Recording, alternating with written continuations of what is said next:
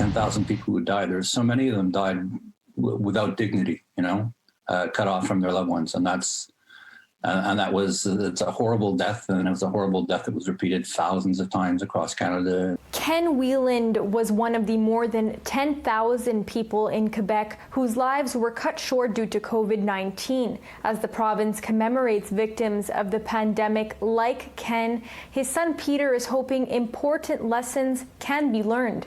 We're supposed to be celebrating the life of these 10,000 Quebecers who died. I think we would be doing them a disservice if we didn't also not just look back at their lives, but look forward at what their lives could have been if we had a better approach to taking care of elders. Ken was 85, living at the Heron Long-Term Care Facility in Dorval with his wife Connie before he had to move to a LaSalle residence just as the pandemic hit and seniors' homes shut their doors to the public. He didn't know why he was in a new facility. He didn't know why his family wasn't visiting him. So, and that happened to a lot of people, especially anybody who has any level of dementia.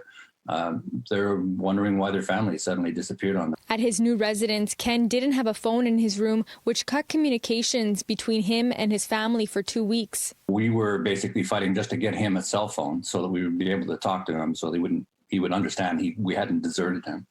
And by the time we finally got arrangements to take the phone in, we were told that he was having problems breathing.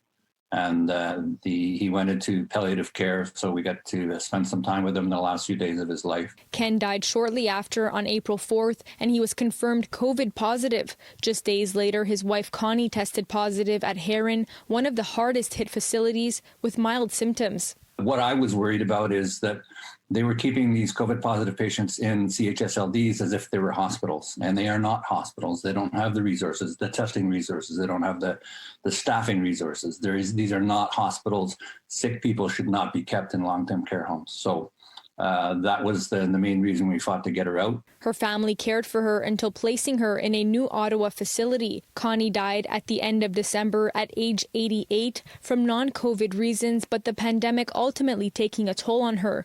Living through the horrors her family and others described behind the walls of Heron, where at least 38 residents died during the first wave and had many, like Connie, left to their own devices, sitting in their own excrement for days, many without food and water. Heron and other seniors' homes now facing a Quebec coroner's inquest and more investigations. Peter says he wants real change to come out of them. If we have 10 more studies and nothing's ever done about them, then we're back at square one. So I really, really hope that these 10,000 deaths, what we take from that is a real commitment to improve the situation for elders in society going forward. In Montreal, Alyssia Rubertucci, City News.